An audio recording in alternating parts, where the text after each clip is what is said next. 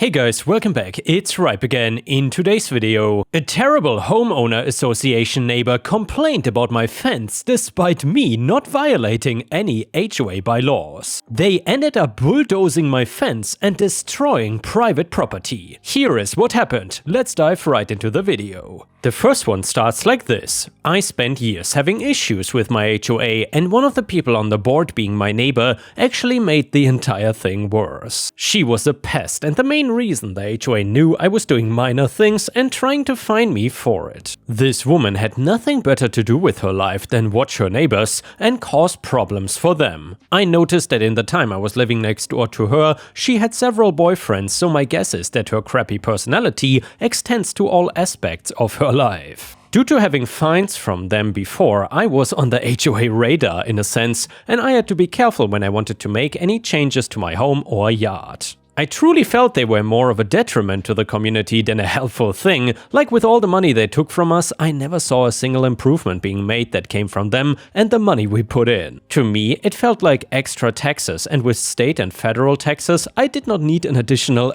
HOA tax. There were not a lot of fences in the neighborhood, but I needed to build one for my backyard. Something to seal my backyard in for my dogs so they cannot go to the front yard or off the property. I don't like the idea of an electric collar, invisible fence, and would rather just have a normal one. It also might help the situation of my neighbor wanting to be in my business. Something I need to mention about myself is that I have MS, and the reason I need a fence for my dogs is because it progressed to a point that I could not walk them anymore. I was on crutches and they needed time to be outside and run around. Not to mention, use the bathroom. The other thing about my MS is that it made me feel like spite was not really the right word to describe what my neighbor would do. I think gawking would be more appropriate and something I've come to expect from small children, but not grown adults. The last thing I want in my life is for people to stare at me because of my disability showing outward appearance. I knew that she had some issues with it, because the first time she saw me with crutches, she was making comments about how I was too young to need those and wanted pity. Followed the next time by telling me to take some oils and crystals in order to heal my legs. Not understanding what MS really was, or that those things do nothing but sucker people into a scheme. Anyway, back to the fence that I built for my dogs and a slight sense of privacy. I had the fence for a single day before a letter came in the mail from the HOA claiming that it was against policy for me to have the fence and I needed to get rid of it. Due to past issues with them, I did take the liberty of looking through the bylaws and what it said about fences. It had many rules regarding colors and height, and the main rule being that it could not fully surround the property. Meaning it could not be just a fence blocking the backyard all the way to the sidewalk.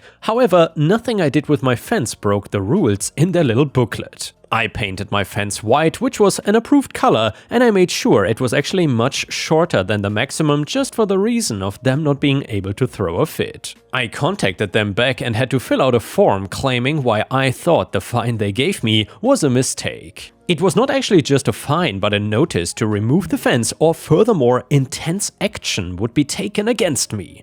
I assumed that meant more fines or trying to sue me over it. I never heard back about the form, but one day the HOA came with a bulldozer and removed my fence. I was lucky that the dogs were inside and not able to get hurt. I came out yelling at them, but they only told me that I was warned in the letter beforehand. I even brought up the form and that I was waiting for a response, only to be told that no response meant that my claim was denied. Which was of course total crap, and I knew it. I heard enough of HOAs and figured to just say screw it and get a lawyer. I know the HOAs must be getting in a lot of trouble because they have lawyers that specialize in this kind of thing. Maybe I'm just a little ignorant of the world, but it was news to me. I told him what happened and we filed a lawsuit against the HOA for unjust destruction of property. Of course, they were claiming that they were allowed to do it because the fence was against their rules. The case would end up being a fight between lawyers about the tiny differences between wording and what it meant in the bylaws. Stuff that is so boring, I'm just gonna fast forward right past it and get to the good stuff, aka the results. So the HOA was found to be in the wrong for destroying my fence, with their whole argument being that they needed to monitor my property and couldn't do this with a fence existing, even claiming the backyard counted as surrounding the entire property. Honestly, just garbage excuses from people that that knew they were in the wrong and wanted to worm their way out of it. HOA board members should really consider a career in politics based on how they act. The HOA had to pay me a massive fine for the damage they caused and money lost from the fence. There was something even better than money I got from this case though. My lawyer found a loophole that if the HOA was found guilty in a lawsuit or something, I was able to get out of it. So despite it being a mandatory HOA, I was no longer a member and did not need to follow their rules. I took this to my full advantage when building my new fence so they could really have something to complain about. I painted my fence a nice green color that I loved and seemed to fit in well with the nature of outdoors. I also built it taller than they would have allowed me, not so much for the benefit of my dogs, but so now my neighbor could not spy or gawk at me over the fence at all. I knew that she was the one that reported me because she wanted to be able to see everything I was doing. Now she can see literally nothing with how tall my fence is, and while it is spiteful, it feels really good to get some revenge on them. I don't like revenge that ends up with other people being hurt or homeless or stuff like that. Just getting screwed over by the thing they complained about is the kind of revenge I thrive on. I'm happy it is what they got, and I never need to worry about the HOA fining me for minor things and being total dicks to me again. I was free from them, and the fact that they hated it just made it taste that much sweeter to me. And yeah, ripe stars, I'm so happy that OP got revenge on this terrible HOA, because honestly, if I was in OP's shoes, I also would not want any nosy, stupid HOA neighbors spying on me and gawking at me. Good riddance, and props to OP. Either way, if you enjoyed this story, please don't forget to subscribe to the channel if you haven't already, and maybe even like the video and leave a comment, because that would help me tremendously. Thank you so much, and now let's continue to the pro-revenge story of today's video. So years ago I had a lunch thief. About the 12th time complaining to HR about people stealing my lunch, mandatory reporting every 3rd or 4th instance, I was seething, not a damn thing was being done, and I still had to go buy something to eat. I was complaining to my doctor at the yearly checkup, and he got a smile saying, "You are constipated then?" I was dumb and said, "No, why?" He wrote me a prescription for some holy F laxative with instructions to mix it in with your meal for maximum effect. At which point I knew the plan. I wish I could say that they shat their pants, but no, they ate my sandwich with special avocado sauce. About an hour after lunch, I went to HR and reported 2 things. 1, my lunch was stolen again, and number 2, my medication was stolen. HR, so you got hit by the lunch thief again and your medicine was in the bag? Me, yes, I've had some digestive problems and my doctor prescribed a powerful laxative and advised me to mix it in with my midday meal. HR going white. You what? Me smiling, I mixed in a prescription-grade laxative with my food per doctor's orders. Well, being that stealing prescribed medication is a criminal offense, the police were called and found the lead man from a department over absolutely crapping his brains out. He was furious and accused me of poisoning his food. I asked, "At which point did you get the idea that food was for you?" Continued, "Furthermore, now I no longer have my medication that I was prescribed for my condition."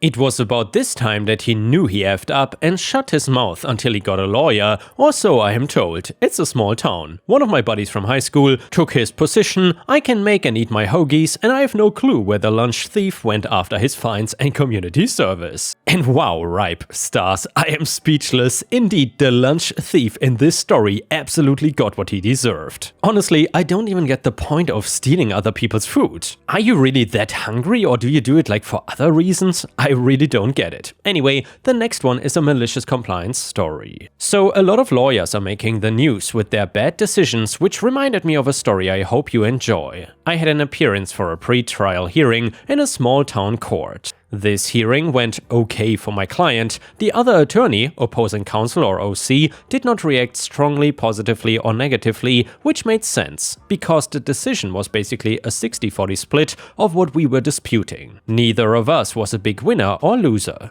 His demeanor changed drastically after the judge dismissed us. In the hallway, he stormed up to me while I was discussing the next steps with my client and said that we needed to talk. I said something along the lines of, "As soon as I'm done with my client." OC huffed off and I finished my talk. To set the stage for the next part, I'm almost exactly average for height and weight. Meanwhile, OC was probably 4-ish inches taller, 60-ish lbs heavier, and 30-ish years my senior. Imagine a big belly drinker's nose and some flop sweat if he saw the elevator was out of service. So I say goodbye to client and walked over. Without any small talk, he gave me something close to, "You think you can just walk in here and act like that?" This was confusing because nothing really went great or terrible for me or him. So I said something like, "Act like what?" This really set him off, and I pinky swear I was not trying to antagonize him with that question. OC then says verbatim, "You better hope I never see you outside this court because I will kick the crap out of you." What he did not know was that I really enjoy fighting. After seeing the Power Rangers punch those clay soldiers, I begged my parents for karate classes. After that was judo in high school, BJJ in college, and an attempt to fight in the UFC after college. I thought I was tough right up until actual professionals hit me.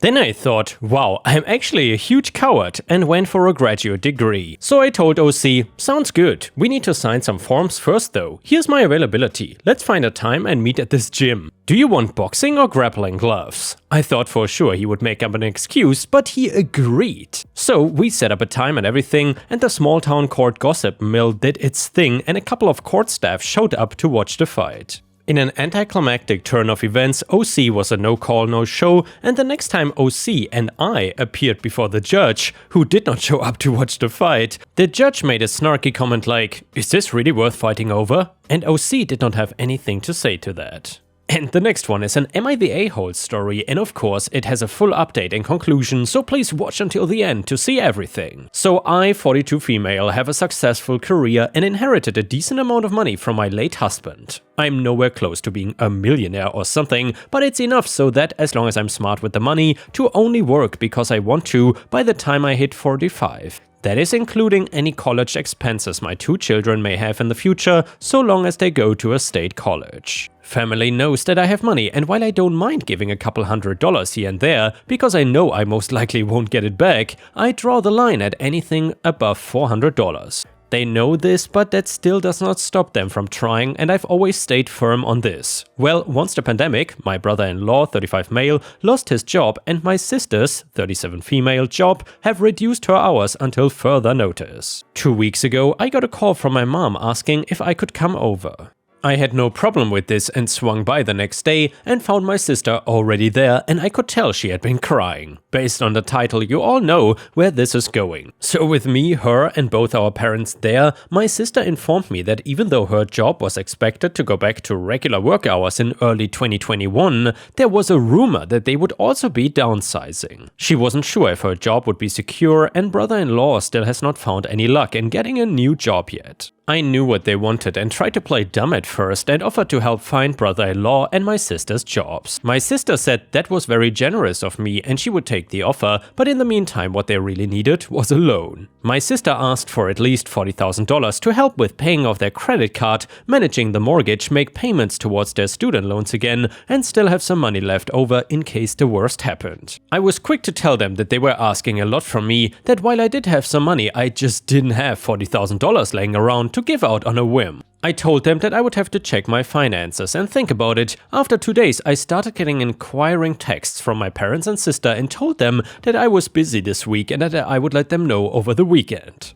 I checked the numbers and it was cutting it a little close, but it was doable. However, I still did not like the idea of just giving the money away without any reassurances that I would get it back. So I drew up a rough draft of a contract and emailed it to my sister, stating that I was willing to give her money after she signed the final draft of the contract and that the money would have to be given in 3 separate installments. My family was furious and said that as the older sister, it was my duty to look out for my sister in her time of need, and to make her sign a contract was offensive. I countered with that since my sister has never paid me back whenever I loaned her money before, since the day I married my husband, I think this was more than fair. Everyone is still angry with me, so I just wanted a more neutral perspective. Am I the a-hole? And yeah, Ripe Stars, let me know in the comments what you think about this. I would say the only offensive thing here is asking family members for $40,000. Damn, this family is so toxic and entitled, I feel really bad for OP.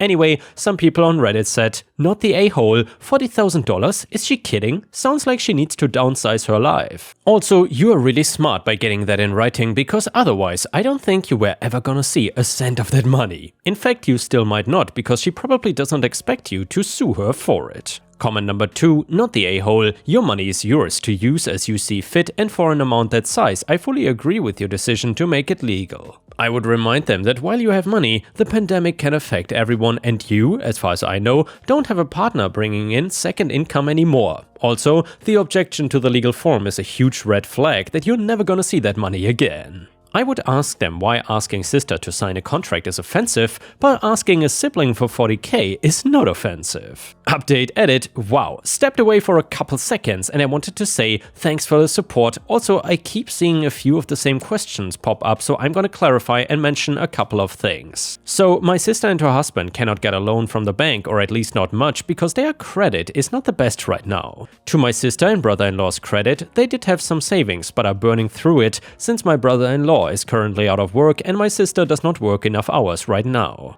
Also, they have kids. After I got married, my sister started making little jokes that compared to what my husband makes, what's a few couple dollars to family every now and then. Over the years, I gave my sister at least 2.5k that she never paid back, and I just stopped counting after a while because it would get me upset. I just made it a habit to stop giving her money, although I would still pay whenever we went out to restaurants, the movies or the spa. And by the way, sorry guys, I just have to interject here, it's very clear that the family is taking advantage of OP. She is way too nice. Honestly, if I lend someone, let's say $5 or something, which is basically nothing. However, if that person would forget to give me back that money, I would probably never lend them anything again. It's not really that much about the amount, but in my opinion, it is simply being respectful if you pay back what someone lent you. And clearly, OP's sister does not respect her. Anyway, edit number 2, okay, I had to step away again for personal stuff, and when I checked, I saw even more responses, all talking about how I would collect my money if my sister either refused or couldn't pay me back. I left that part out because I wanted to focus on just the idea of the contract itself rather than the technicality part. As previously stated, I emailed my sister a rough draft of the contract and was planning on having it notarized so that it was official, but as collateral I would have ownership of her and my brother-in-law's cars if they could not pay. I hope that clears a few things up. Final update, thanks to all the wonderful and helpful comments. I won't lie, familial pressure and guilt was getting to me a little bit because I realize how fortunate I am. I also wanted to apologize for downplaying my socio-economic status. I've just been living beneath my means for so long, I sometimes forget how fortunate I truly am. I just wanted to show my children the importance of being financially responsible and rarely ever splurge. In the end, I contacted my sister and brother-in-law for a sit-down, public so they couldn't cause too much of a scene, but private enough so we could vaguely discuss sensitive info, plus there was the social distancing involved. I simply did a basic laydown of the situation. I told them that I needed them to hear everything I had to say first, and if they interrupted me, I would walk away and not give them a cent. First I told them that it's good to help family when you can, but I couldn't give them 40k. I'm able to offer them $3,200 per month for at least 6 months, and I told them that I simply cannot afford any more without it affecting my kids and that I'm a mother before I'm a sister or daughter. I also told them that I cannot afford to bail them out every time they are in trouble, and that since the future is so uncertain, I may not always have the means to care for others. My money is gonna have strings attached, and if they didn't like it,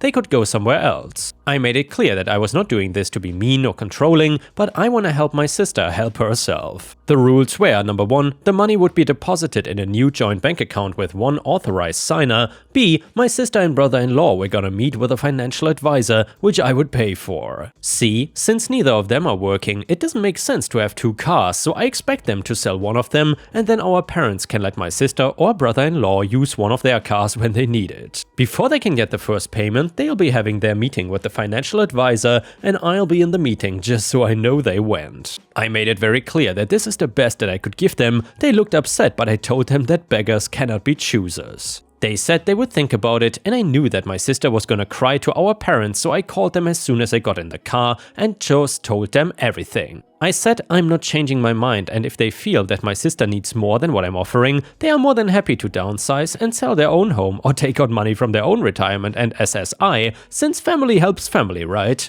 If there's an update, I will put it here as an edit. Edit for info, I keep seeing this just so we are clear, the $3,200 per month is gonna be a gift and I told them that. I don't expect to ever see that money again, but I'm never gonna give my sister and brother-in-law another cent after this, and I'm prepared to go LC and NC with her over this. I know my parents will never go LC and NC with me because I'm their first choice when it comes to taking care of them when they get too old to take care of themselves. Edit for info number 2, forgot to mention that I don't really want sister and brother-in-law to sell one of the cars, it's just my way of putting pressure on brother-in-law to get a job, really any job. He has a master's and was making I think around 75k at minimum, and now he wants a job in the same field making the same amount or more. If we were not in a pandemic and he didn't have so much debt, I would understand him wanting to hold out for something better, but right now you do what you gotta do. And with this, we have reached the end of the video. However, if you cannot get enough of my content, please check out my endless playlist, where you can find thousands of hours of content. In addition, please don't forget to subscribe to my channel to not miss any of my daily uploads. Thank you so much in advance, and I hope to see you again tomorrow.